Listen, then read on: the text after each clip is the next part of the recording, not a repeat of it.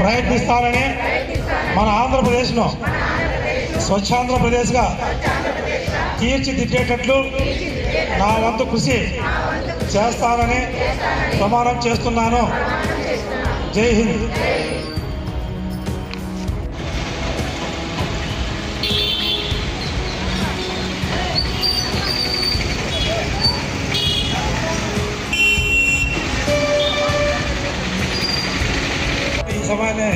ఈ సమావేశాన్ని ఈ సమయాన్ని ఉపయోగించుకోండి.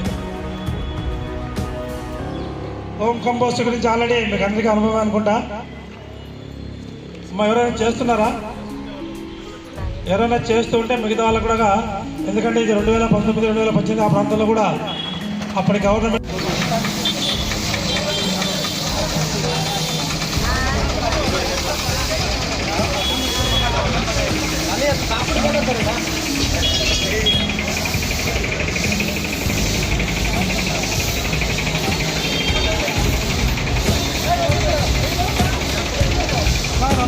కొట్టుకోవచ్చు కదా.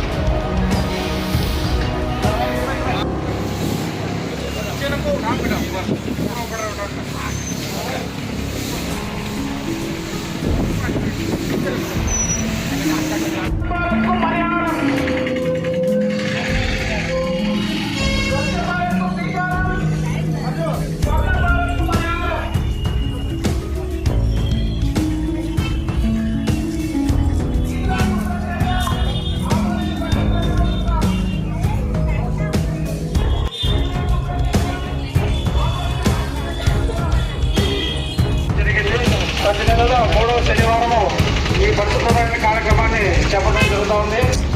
దీంతో భాగంగా ప్రజలందరూ కూడా మీ ప్రాంతాలలో మీరైతే వ్యాపారాలు చేసుకుంటున్నా, నివాసాలనుకున్నా ఆ ప్రాంతాల్లో ఉన్నటువంటి ప్రతి చెత్తను కూడా వచ్చేటువంటి ప్రతి చెత్త ఇంట్లోకి వచ్చేది కానీ బయట నుంచి వచ్చేటువంటి ప్రతిదీ కూడా ఒక డబ్బాలలో ఏర్పాటు చేసుకుని డబ్బాల్ని మున్సిపల్ వర్గాలకు కానీ లేదా వచ్చే ట్రాక్టర్కి వాహనాలు కానీ అందజేస్తూ మన ఇళ్ళని దాంతోపాటు వీధులను కూడా పరిశుభ్రంగా ఉంచుకున్నట్టయితే మంచి పర్యావరణం, మంచి వాతావరణం కూడా ఉండడానికి ఆస్కారాలు ఉన్నాయి.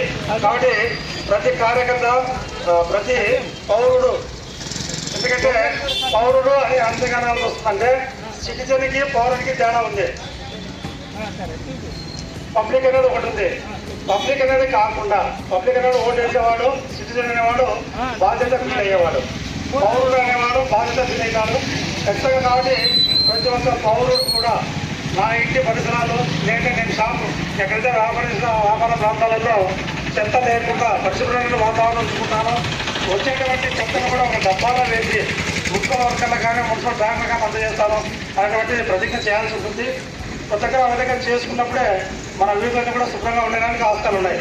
కాబట్టి దీంట్లో భాగంగా ఈరోజు పెద్ద మార్కెట్ ఏ ప్రాంతంలో చైర్పర్సన్ గారు ఆధ్వర్యంలో దీంట్లో చైర్పర్సన్ గారు కూడా పాల్గొన్నారు. అలాగే వార్డు సభ్యులు కూడా పాల్గొన్నారు. మున్సిపల్ సిబ్బంది అందరూ కూడా దీంట్లో కార్యక్రమంలో పాల్గొన్నారు. కాబట్టి ప్రతి వారంలో అంటే ప్రతి నెల 3వ శనివారం ఈ కార్యక్రమం ఉంటుంది.